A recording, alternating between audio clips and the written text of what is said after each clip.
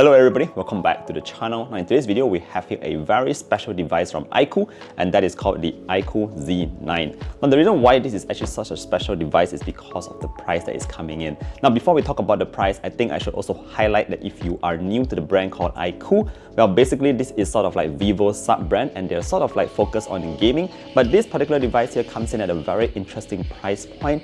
If you consider in all the vouchers that iQOO is actually throwing in for the first 1,000 units, apparently you can get this device for under 1,000 ringgit. It's RM975 to be specific, and you're getting a lot of specifications for that kind of money. Let's take a look at the iQOO Z9. Alright, let's start things off straight and foremost with the most impressive thing, and that is actually in terms of the processor. Now what you have in here is actually the Snapdragon 7 Gen 3, and I'm sure a lot of you are already aware the Snapdragon processors are not cheap, and you don't really see it very much in phones under 1,000 ringgit, let alone a Snapdragon 7 series.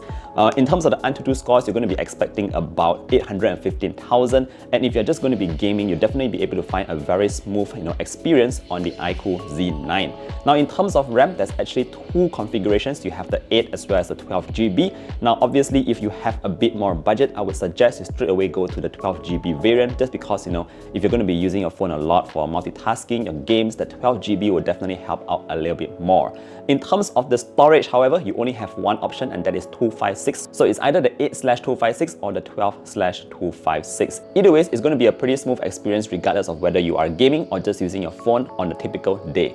Alright, let's move on and talk about the next cool thing, and that's in terms of the display. Now what we have at the front here is actually a very interesting OLED panel. The reason why I say interesting is because obviously an OLED panel has great contrast levels, great saturations, it just pops. But what I like here is that it comes with a 144Hz refresh rate. Guys, if you think about it this way, is there any phone today in the market under 1,000 ringgit that is an OLED panel and also comes with 144Hz? Well, if you do know of any, let me know down below.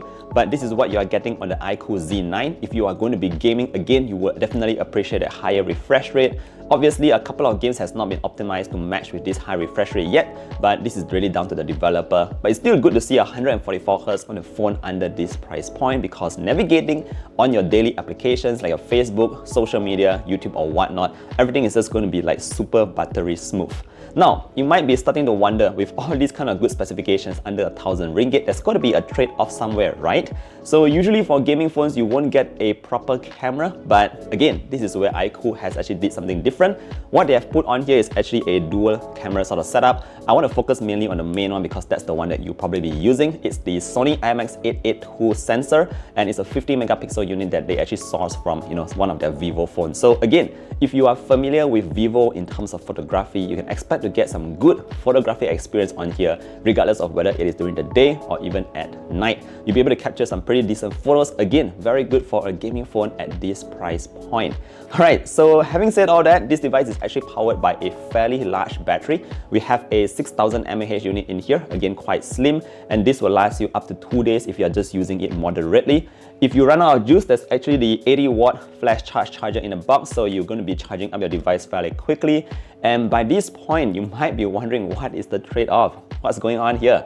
But here's more good stuff. Now, in terms of the speakers, we are getting stereo speakers.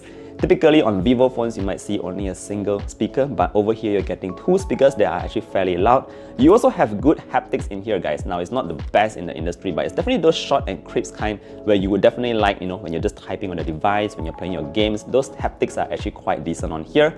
And that's not all. We also have IP64 rating over here, which means you can get some water on here and it will not really damage the device. Now, that's actually a pretty crazy package, guys. I've been really trying to nitpick and find out the downside for this phone that costs under 1,000 ringgit. Now, obviously, if we are not talking about the Shopee vouchers and all that, the retail price for this is RM, which is still a fair price, but when you think about it, under 1,000 ringgit, it's just I would say it's quite a unbelievable package what we are having here.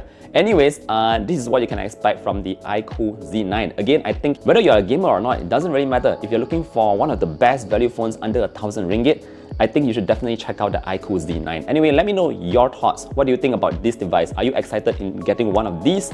Let me know down in the comment section below. Again, thank you for watching today's video all the way to the end. Don't forget to drop a like and sub to the channel if you want to see more content, and I look forward to seeing you guys in the next one. Do take care and stay safe.